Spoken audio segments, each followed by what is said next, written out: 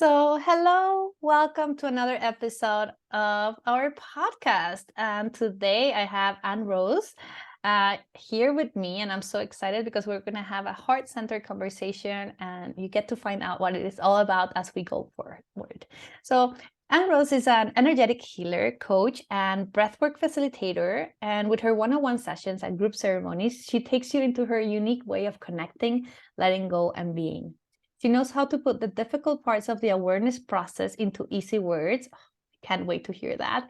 And make them understandable and more light.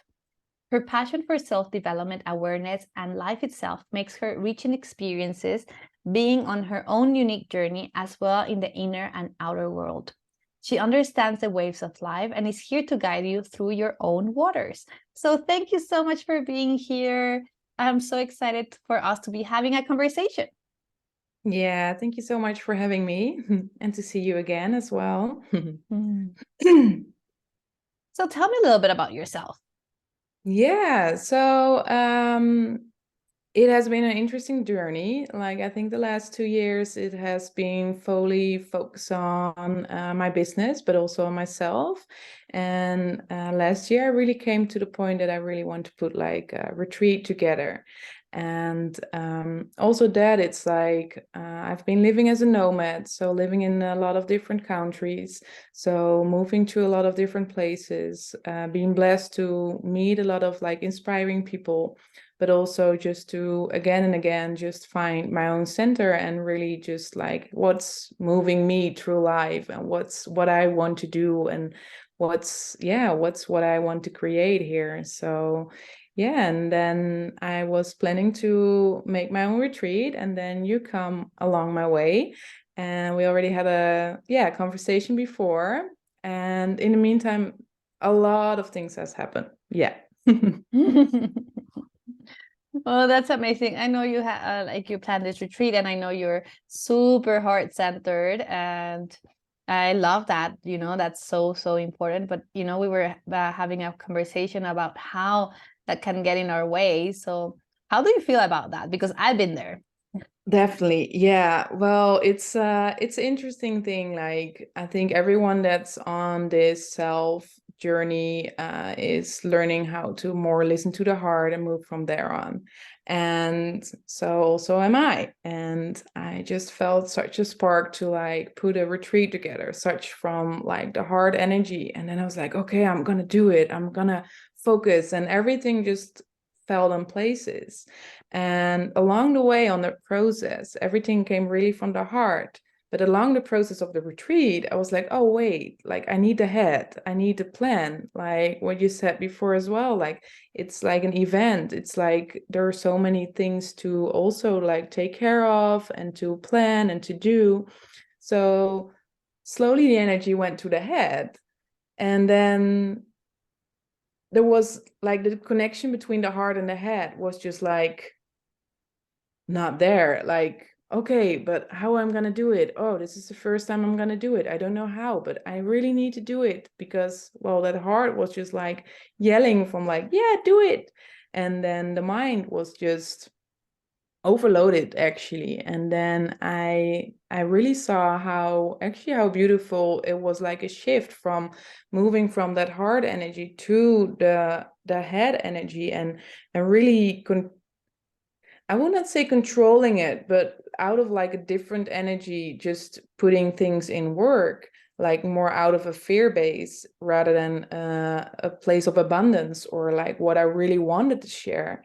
And rather than like sharing like a safe space to people be with, I think I was also sharing my fear of like making the retreat. And I think people will also feel that. And sadly enough, it was not able to go through the retreat, so I needed to cancel it. And that brought me with a lot of grief, of course. Like you're so passionate and so hard, like, oh, this is what I'm gonna do. And looking back, it was a beautiful learning. Like, how can we let the mind and the heart like co-create? Like, we need them both. And we live in a world that is more like head based. And then what talking about my own experience, first was like, oh, hey, how can I go to the heart and really move from the heart? And then I did that. And then you see, then I saw like, oh, how can I like click it together, like with the heart and with the mind, just really like move from the heart, but let the mind work for the heart actually, rather than the mind taking the control. Yeah. I love everything that you're saying. And I am sure many people in the audience, we have all been through this, right? Like we're so excited and so passionate about something. It can be a retreat or a course or anything else. And we're so excited and we're so excited. And then we start seeing this checklist of like 1,000 things that we need to do. And then the mind starts getting stressed and it's like, oh my gosh, but we have so much to do. And instead of like, being still passionate about what you're doing, it turns out to be this space where you're like, but oh my gosh, this feels like a burden.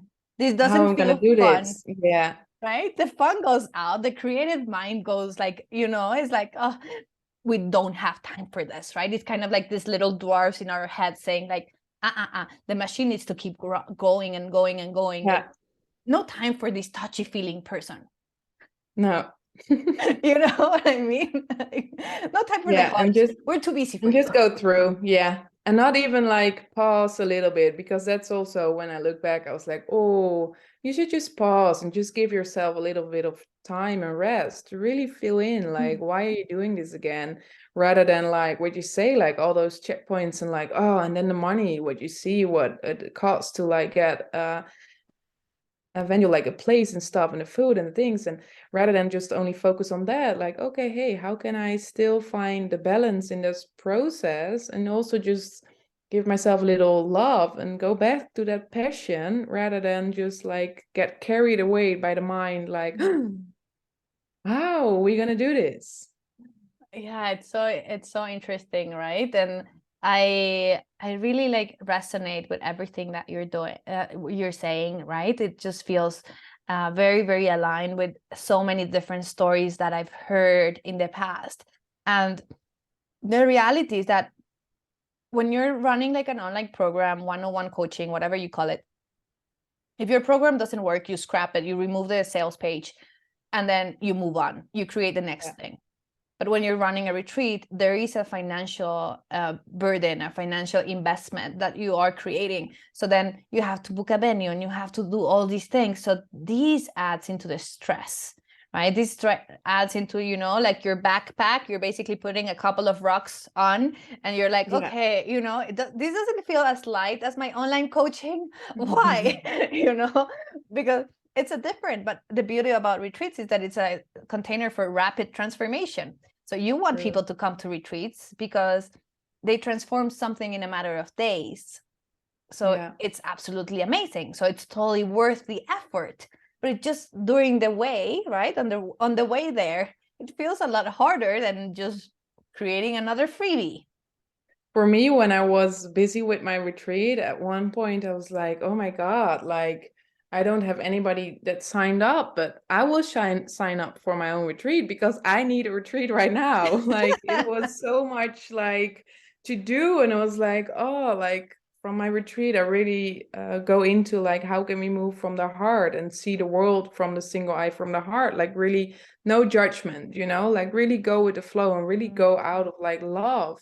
And I was like, oh, I need that. Like, I have knowledge about this, right? Like, where is it? Like, can I go on my own retreat? Because it was just like the mind was just like taking it out. And then it's interesting because what you say, like on the path to the retreat, like it's something beautiful. Like, it's not only a one-on-one session or an hour or even a day retreat or 2 days. Like, you have so much more time to really go deeper and to create like a safe place for people to even just to be.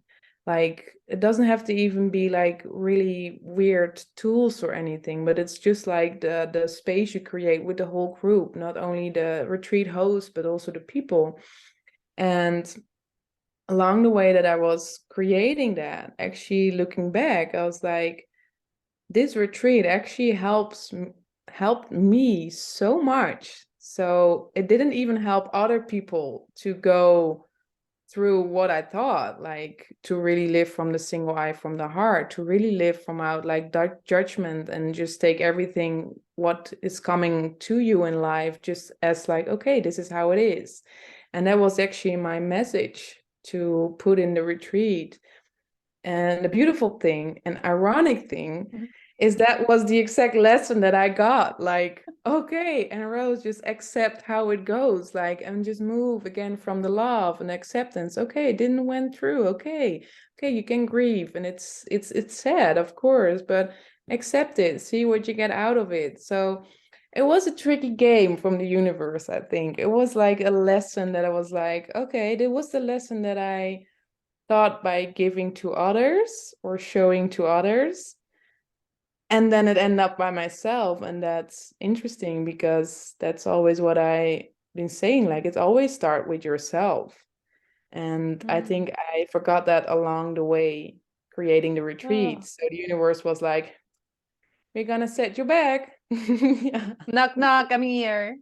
Right. But what a beautiful lesson, right? And I do believe that every time like something happens to us, we get to choose. Either we see it from a positive perspective of growth and learning as a learning opportunity, or we see it as something is like a terrible thing that happened to us, right? Yeah. And it is our choice to see where we take that, right? Like you could have like True. canceled the retreat and then be like, well, people are not ready for my teachings.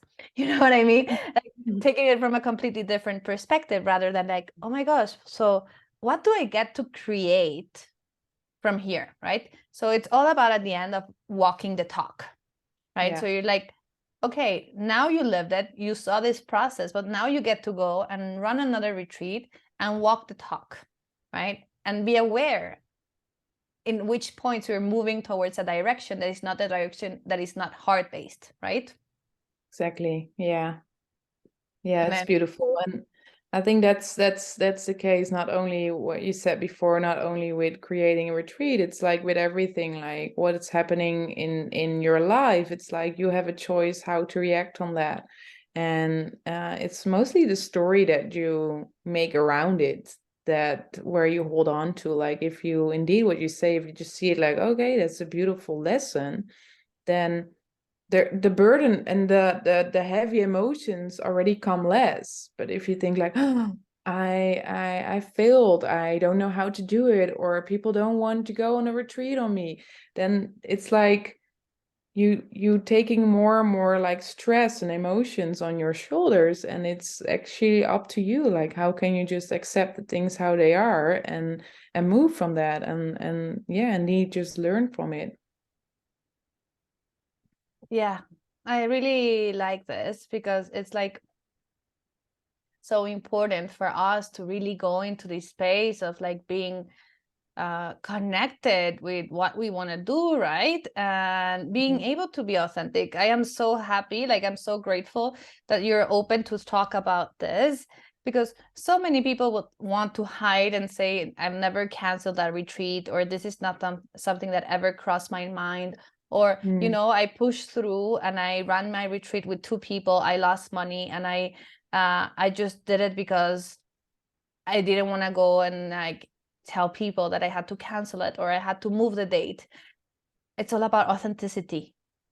And this It is was a big process for me as well, by the way. It was something. like at the moment, but then again, it was like, am I listening to the heart or to the ego?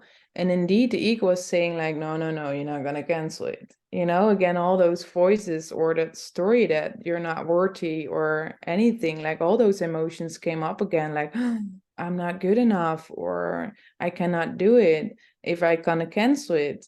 But then it was like, then the ego is just like out of pride.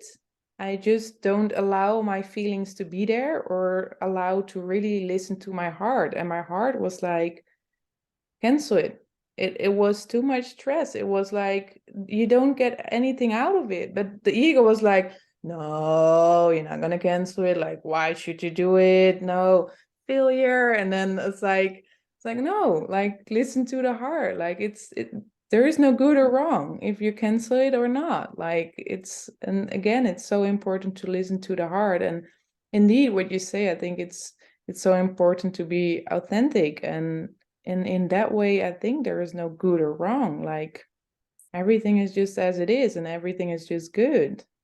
Yeah, and I think it's so important for everyone who's listening to really sink in this piece. Like, it's okay if you go through this back and forth of like, do I cancel? Do I not? Do I keep going? It's Because that will normal. happen anyway. Like, Yes. yeah, you cannot So, avoid that. so just say, oh, this is part of the process. Yes, the ego will talk, the heart will Yeah. talk, the fears will come, but I just gotta keep showing up. And if Yeah. showing up means I get to cancel this one because next time when I show up, I really show up from my heart, then that's how you show up, right? Showing True. up doesn't Yeah. always mean being like pushing through something, right? We're so trained when we're kids to Yeah. really push through things, right? You Really didn't the do this one. result as well. Yeah.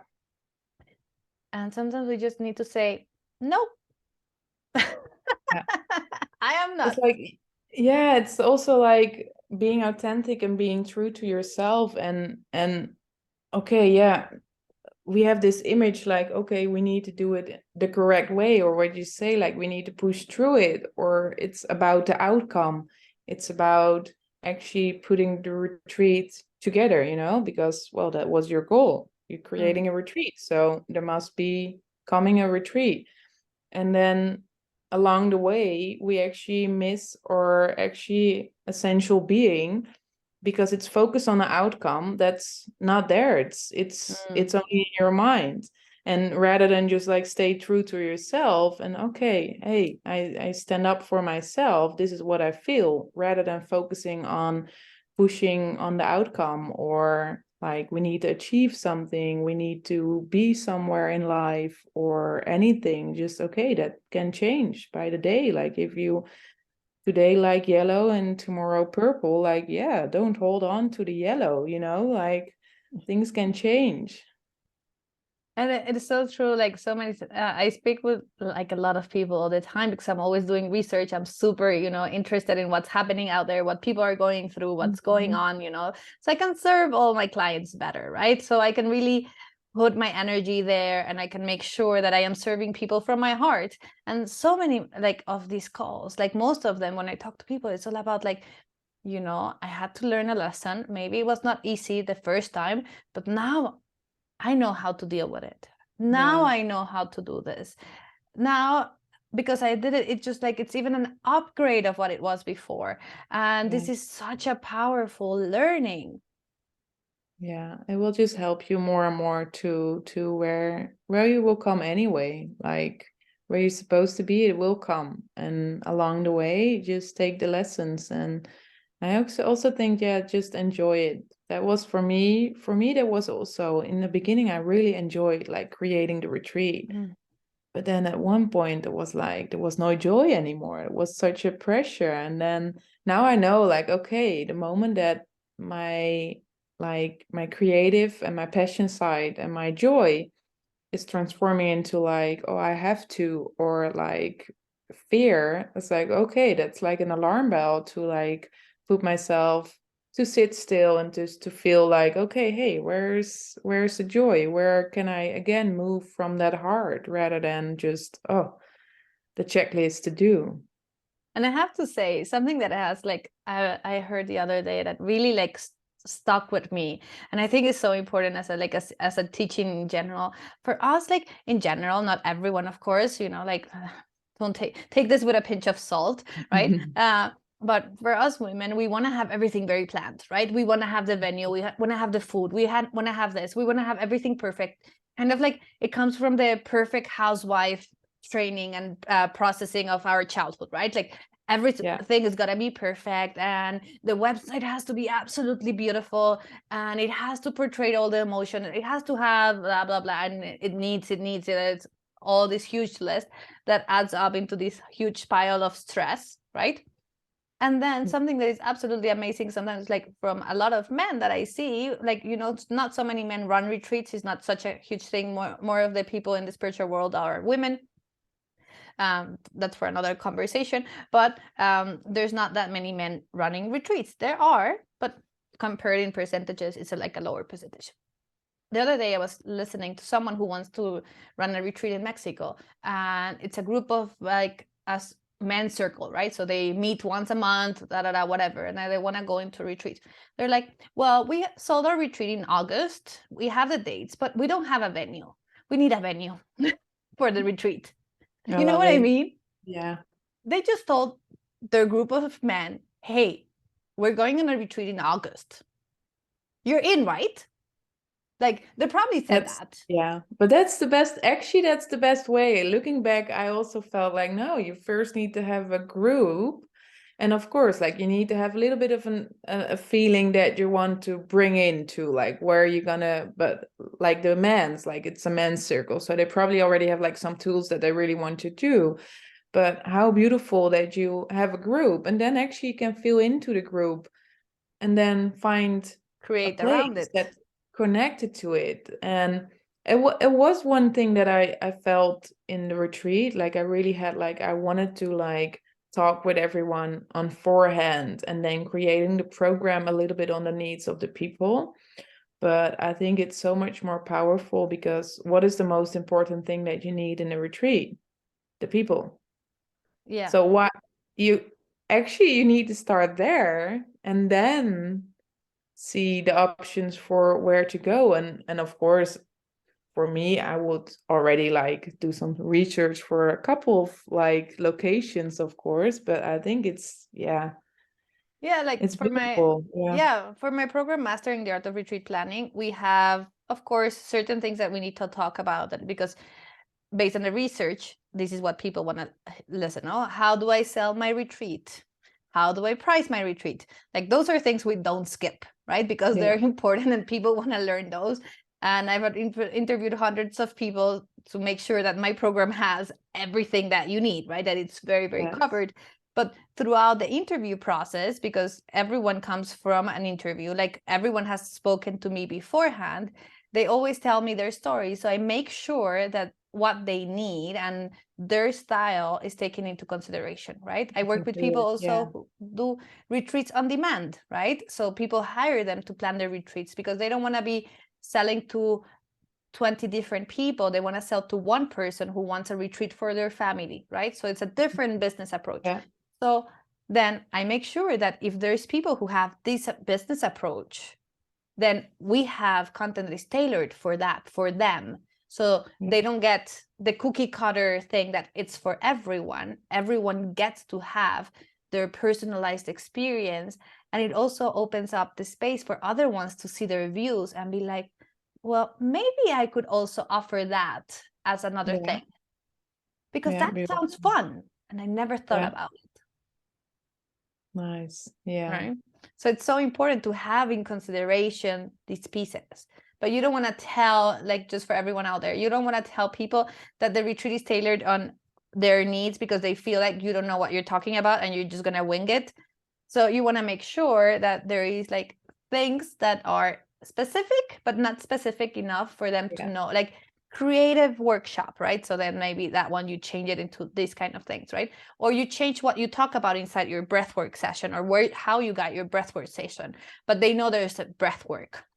Yeah. So then you tailor it, but they don't really need to know that you're tailoring it based on who joins, because then it feels a little bit like, it feels a little bit weird for people. They want to know what they're getting out of it, right? That's what they and people will be more open when it's just like more like, oh, a creative workshop. Then they were like, oh, open, but it will be like, oh, creative workshop to release your trauma. Then it will be like closed, like, oh, what's gonna happen? I need to prepare myself. So it's also so important to give the tools that even with the words or how you communicate it with the people, that they already feel safe and like, oh yes, we could just gonna dance or do some breath work, and feels fine. lighter. It feels much lighter, and then people are more safe. And then when people are more safe, then probably there will come trauma or stuck emotions come out, but then the focus is not on that, and then it comes more in a natural way. So So thank you so much for sharing this. Like really it feels so great. It feels like so honest, and I feel like so many people need to hear this. Because when we're in the space of like retreats, it's normal. Retreats get canceled, they get postponed. Yeah. Venues overbook the dates, and suddenly you need to find a new venue. Like things happen. Like New date. Yeah. Not things everything is happen. in control of you. Yeah. I think Yeah, that's also a big yeah, lesson to like trust, and things will just go as it goes. yeah. And it's all about like, you know, really trusting and getting the tools and and support, right? If you feel that you're missing something, that there is something else that you can add on and that it will let you skip the learning curve, then go Yeah. for it. Like, you know, invest in yourself, because that's the way you get to show up better for your next retreat and your next retreat, and you keep growing. Like, Yeah. there's not, like, we never stop learning, and the moment we think we have it all, then it's the ego talking, it's not our heart. Actually, that's the worst thing to think, actually. I always think like there's no bad things to think or to do, but if you think you already know everything, that's like one point that guarantees that you're gonna like miss so many points or things. And yeah, we still keep on learning. And I think we're all in that, even if you're a retreat host or like a guest. I think it's always like you're learning again and again and again. For me, even putting the retreat together, not even there, but I just knew like I will learn so much. Even when one day my first retreat that will happen come, I know I will learn so much, because it will, other things will come up again. And just to be open for that. And I also think just to be gentle for yourself, to be open to all those lessons without any judgment is, yeah, the best attitude to step in those things. Yeah, I love this. And if I can leave everyone with a question, is like when you're planning your next retreat, don't forget to ask yourself, what do I want to get out of this retreat? Right? Yeah. What do I want to learn from this retreat? Because it's an energetic exchange in so many different levels. It's not just Yeah. a financial energetic exchange. You exchange as you hold space. You will learn from the people who come to your retreat. They will learn from you. What do you want to get from it? Because if you start Yeah. just thinking about what everyone else will, you forget about yourself. And Most important thing. Yeah. it's very, very important. Yeah. So, so food for thought for all of you listening to us out there. So, Anne-Roos, thank you so for being so much here. So, how can people find you if they want to talk to you and learn more about all this beautiful heart centers, things that you teach in your programs and soon to come next retreat? Yeah. Well, thank you, Lenny, so much as well. And I think the best way to find me is via my Instagram, and it's my name, Nesvadba, and you see it in the link below. I think it's easier with the difficult last name, but I think that's the best way to reach me. Perfect. Thank you so much for your time today. Thank And thank you for you. everyone listening. I'll see you next Yeah. time. Thank you so much for listening to this episode with Anne-Roos. It was absolutely amazing to get to hear what happens when you get to cancel a retreat and how you can shift that towards a learning opportunity. But I want to invite you to join me in mastering the art of retreat planning so you never have to cancel a retreat. Yes, as it say it. Mastering the art of retreat planning is really the space where you can release all doubt and learn all the steps that are necessary for you to succeed as a retreat leader. Doesn't matter if you have already hosted a couple of retreats or you're new in this. What you have to have inside is a big passion to create transformation in the world in an in-person space. So I invite you to check down the caption below and see what this program is all about. See you next season.